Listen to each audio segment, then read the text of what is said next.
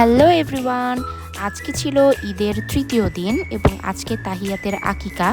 সকাল সকাল ঘুম থেকে উঠে ব্রেকফাস্ট করে আমরা রেডি হয়ে নেই এবং আমাদের যেতে যেতে অলমোস্ট 1টা কি 1:30 বাজে। তো আমি এই আউটফিটটা চুজ করেছি। আমি জাম কালারের একটা জামদানি শাড়ি পরেছি, যেটা আমি আসলে বিয়েতে গিফট হিসেবে পেয়েছিলাম। আর ওইদিকে আলমাসও আমার সাথে ম্যাচ করে কিছুটা একটা পাঞ্জাবি পরেছে। তো এখন আমরা রেডি হয়ে গিয়েছি, বাকিদের যাওয়ার পালা।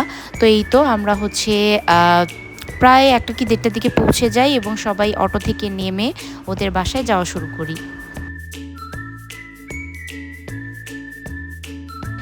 ওদের বাসায় যেতে আমাদের সময় লেগেছিল 30 থেকে 35 মিনিট, মানে কাছেই, খুব বেশি দূরে না।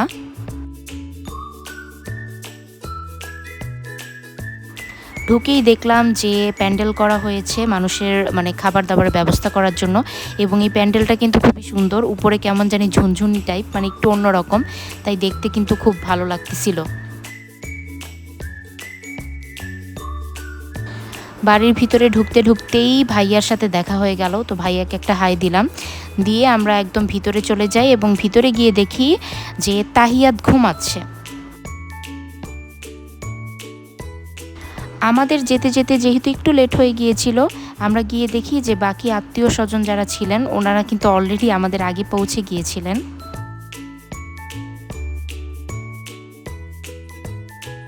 তো আলমাস তাহিয়াতকে ওঠানোর অনেক চেষ্টা করছিল, কিন্তু ওনাকে কালকে রাত থেকে একদম সারাদিনই ঘুমাচ্ছিল। আপুর ড্রেসিং টেবিলটা খালি পেয়েছিলাম, তো এই ফাঁকে আমি আর আলমাস মিলে ক্লিপ নিয়ে নিচ্ছিলাম।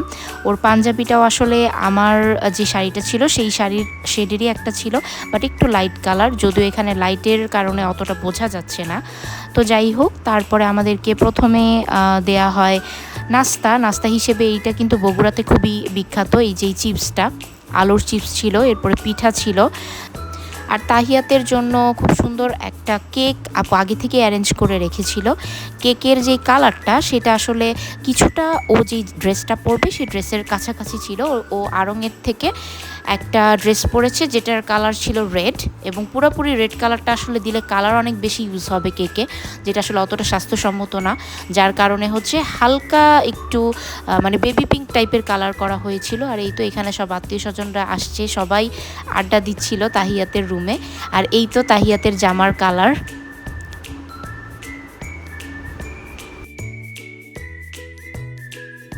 তো এরপরে যখন সবাই চলে আসে তখন আপু আর ভাইয়া মিলে ওর কেকটা কাটে। তো কেক কাটার আগে আপু কিছু কথাবার্তা বলে নিল যে সবাই যাতে তাহিয়াতের জন্য দোয়া করে। তো সেই ক্লিপটা আমি আর অ্যাড করিনি, ওটা একটু পার্সোনাল ক্লিপ ছিল। তো এই তো এখন তাহিয়াতের জন্য কেক কাটা হবে, যদিও তাহিয়াত অনেক ছোট হওয়ার কারণে ও কিন্তু কেক টেস্ট করতে পারে নাই।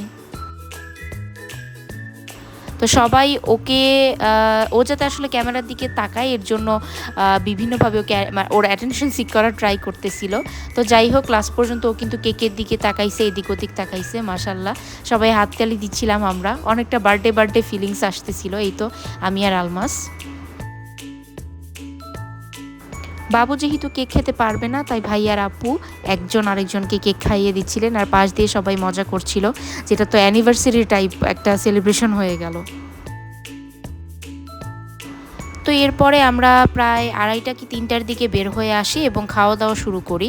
আমাদের খাওয়ার ক্লিপটা আমি আসলে ওভাবে নিতে পারিনি, বাট এটা ছিল লাস্ট ব্যাচে, যেখানে আম্মু, আব্বু, ভাইয়া, তারপরে আপু সবাই একসাথে বসেছিলেন।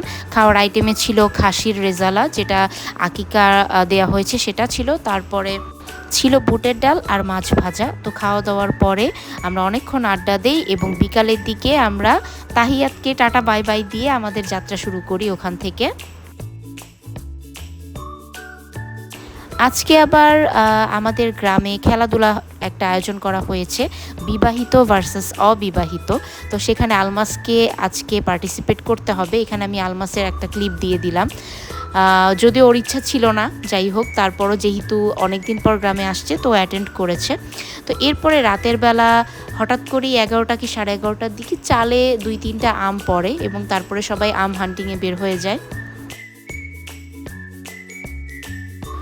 গ্রামে এত রাতের বেলা আসলে এভাবে আমার কখনোই আম কুড়ানো হয়নি, আর আশেপাশে এত আম গাছ, আম বাগান, তো যার কারণে সারাক্ষণই দেখা যায় যে চালের উপরে টুপটাপ করে শব্দ হতেই থাকে আম পড়ার।